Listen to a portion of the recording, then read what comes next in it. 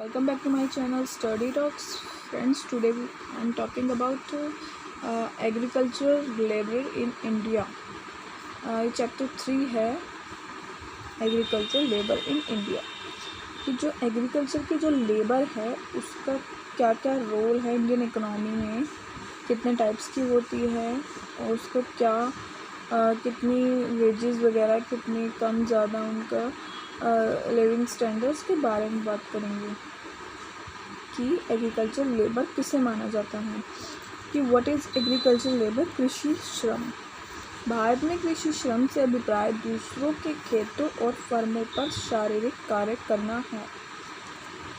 कि भारत में जो कृषि श्रम यानी एग्रीकल्चर लेबर उसे माना जाता है जो कि अपने खेतों पर नहीं दूसरों के खेतों पर या फर्मों पर काम करते हैं, उसको कृषि श्रम मानते हैं। एग्रीकल्चर लेबर ये बेसिकली 2 टाइप्स की होती है। एक तो भूमि रहित होती है और एक होती है कृषि श्रमिकों के रूप में लघु तथा सीमांत किसान। अब भूमि रहित वो भी 2 टाइप्स के होते हैं और जो कृषि श्रमिक के रूप में लघु तथा सीमांत किसान हैं वो भी 2 टाइप्स के होते हैं। फर्स्ट हम देख लेते हैं कृषि श्रम के प्रकार। फर्स्ट इज़ भूमि रहित। ये वे लोग हैं जो स्वयं भूमि रहित हैं और इसलिए अन्य रूप से अपनी जीविका के लिए दूसरों की भूमि पर निर्भर रहते हैं। ठीक है, इनके पास भूमि नहीं होती है और ये अपने जो पालन पोषण के लिए अपने वेजेस के लिए मजदूरी कमाने के लिए दूसरों की भूमि पर डिपेंड रहते हैं। उस पर काम करके वो अपनी आजीविका चलाते हैं और इनको निम्न 2 श्रेणियों में बांटा गया है। फर्स्ट इज स्वतंत्र भूमि रहित श्रमिक और दूसरा बंधुआ भूमि रहित श्रमिक। अब स्वतंत्र भूमि रहित श्रमिक क्या होते हैं ये देख लेते हैं। इन्हें यह आज़ादी है कि वह एक खेत से दूसरे खेत पर मजदूरी कर सकते हैं और बाज़ार में श्रम को बेचने के लिए सौदाबाजी कर सकते हैं। मतलब कि अब ये दूसरों के खेतों पर खेती तो कर रहे हैं पर इनको ये आज़ादी होती है कि ये कभी भी वहाँ से हट सकते हैं। अगर उनको ज़्यादा काम लगा या कुछ भी प्रॉब्लम लगी, वेजेस कम लगी तो वहाँ से हट सकते हैं। उनको पूरी आज़ादी है इस चीज़ की। और ये भी है आज़ादी कि वो जो भी फसल उगा रहे हैं उसको बाज़ार में जब वो बेचने जाएंगे तो उसके लिए वो सौदाबाजी कर सकते हैं।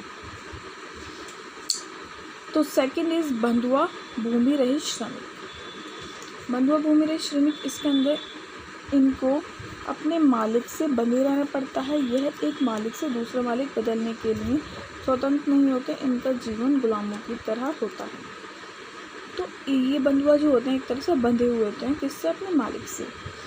कभी भी ये एक दूसरे के मतलब खेतों में नहीं जा सकते। एक ही ज़मीन पे इन्हें काम करना पड़ता है और ये एक तरह से उनके गुलाम बन जाते हैं अपने मालिकों की। और ना ही इनको सौदाबाजी करने की यानी सामान को बेचने की आज़ादी होती है। एंड सेकंड टाइप्स के जो श्रमिक होते हैं, कृषि श्रम जो होता है वो होता है कृषि श्रमिकों के रूप में लघु तथा सीमांत किसान। तो भारत लघु तथा सीमांत किसानों की भूमि है। अधिकतर लघु किसान अपनी छोटी जोतों से अधिक आय प्राप्त नहीं कर पाते, इसलिए उन्हें अक्सर दूसरों के खेतों पर काम करना पड़ता है। इस प्रकार लघु किसान कृषि श्रमिक भी हैं। इनको 2 श्रेणियों में बांटा गया है। तो ये भी दो टाइप्स के होते हैं। पहले हम देख लेते हैं ये होते कौन हैं। ये होते हैं कि जिनके पास भूमि तो है पर वो बहुत छोटी है जिससे कि वो ज़्यादा आय प्राप्त नहीं कर पाते, इसलिए उनको दूसरों की खेतों पर भी डिपेंड रहना पड़ता है, काम करना पड़ता है। तो इनको भी 2 श्रेणियों में बांटा गया है। 2 टाइप्स के होते हैं ये भी। तो फर्स्ट टाइप के होते हैं कि बिना आर्थिक जोतों के साथ कृषि श्रमिकों के रूप में कार्य करने वाले लघु तथा सीमांत किसान। मतलब कि आर्थिक जोतों के बिना कृषि श्रमिक कार्य करने वाले लोग। और दूसरा आर्थिक जोतों के साथ कृषि श्रमिक के रूप में काम करने वाले लघु तथा सीमांत किसान। तो ये 2 तरह के किसान होते हैं, लघु तथा सीमांत किसान होते हैं।